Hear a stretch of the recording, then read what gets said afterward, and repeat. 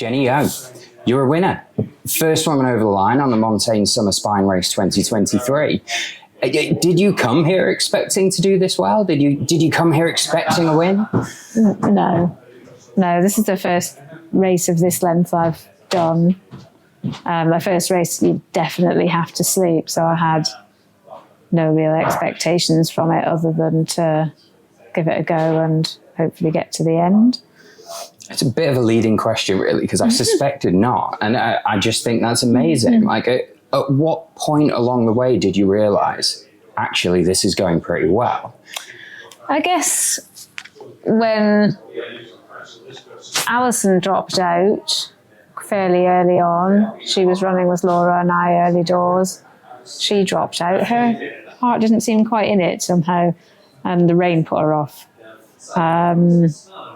So she dropped out, and then I had no sense of where Laura was until I got to hard draw, and somebody said she'd just come in front of me. I'd been running all night and all day on my own. I literally hadn't seen a soul in front of me or behind, so I had no sense of where anybody was.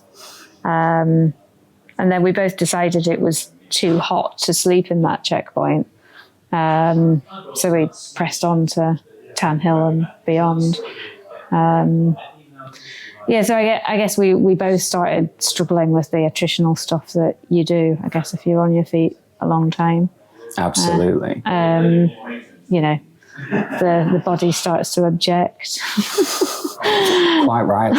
Yes, you mentioned earlier as well that, they'd gone out at quite a fast pace, and you'd realised maybe that wasn't entirely what you felt comfortable with, held back a little and did your own thing. Do you feel like that paid off in the long run? I think so. I think it just allowed me to look after myself, eat when you want, stop and sort something in your pack rather than worrying about keeping up with a group or whatever. So, I think that just helps maintain things for as long as possible for, until everything starts to eventually just be a problem. But, I think that pressure to keep up with people can be detrimental. And then poor Laura's feet. Yeah, we've seen the patchwork of K-tape there. Mm-hmm. So there's a perception of the spine race, obviously, for being extremely tough. Did it live up to its hype out there? Yeah, I think the first 100 miles is really hard because the checkpoints are few and far between. You've got one checkpoint at Hebden, and then there's nothing for another 60 odd miles. And that's when I started to get problems. I'd obviously got drenched the night before. I could have really done with changing some stuff. I didn't have any sun cream with me. I got burnt.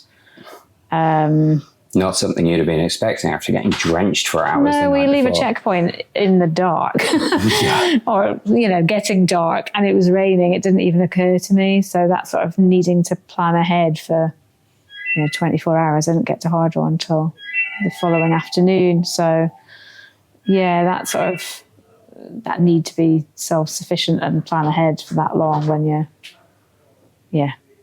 in a race environment's difficult. And how was the run across the Cheviot? How was the sort of last 12, 24 hours of the race for you? Talk about attrition. That was the furthest in you'd been in a race. Yeah, it was. I had high hopes of a nice sunrise, but it didn't really happen because it was misty.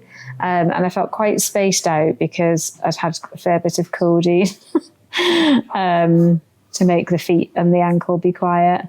And I kept sort of losing the thread of what I was doing. There's a lot of that going around. Yeah. So at one point I thought, I'm just going to fall on my face if I don't stop here. So I just got my bivvy out and had 10 minutes and felt brand new. It's weird how little sleep can make such a difference.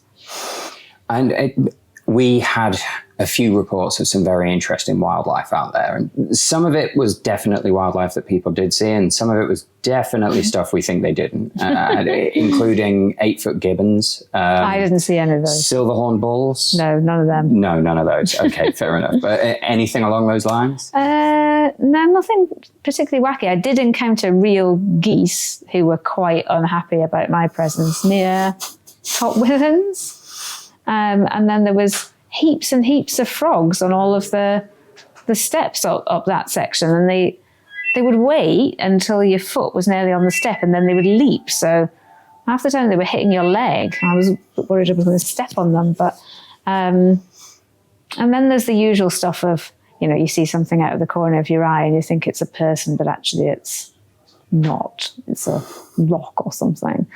But I don't tend to have any sensational hallucinations. They're usually that sort of, is that a sheep? No, it's a rock kind of thing. It's easy to focus on the spine race, on how hard it is, how difficult it is. What was good? What did you enjoy out there on the course? I think some of the scenery is cracking. Going through, it feels like a proper journey, doesn't it? Traveling the Pennine Way. I think all the checkpoints were great. It's amazing what 20 minutes of TLC can do for you. Absolutely. Don't mind washing your manky feet and running around after you. I even had somebody looking for super glue for me yesterday at Bellingham. These volunteers will do anything to get you guys through. Exactly. Absolutely. Yeah. So the checkpoints were brilliant. And meeting all sorts of people along the way as well. And finally, I'm going to steal one of Kevin McCann's questions here. People go back through the spine race videos to pick out any little tidbits of helpful information they can get for their race in the future. So what one piece of advice would you give somebody entering this summer race? I think be prepared for extremes of weather and plan ahead for them. So even if it's raining, maybe have some sun cream with you, because 60 miles is a long, long way to get burnt. There you go. Be ready for anything. Well, congratulations, Jenny. That was an outstanding performance and a very well-deserved win. Thank you.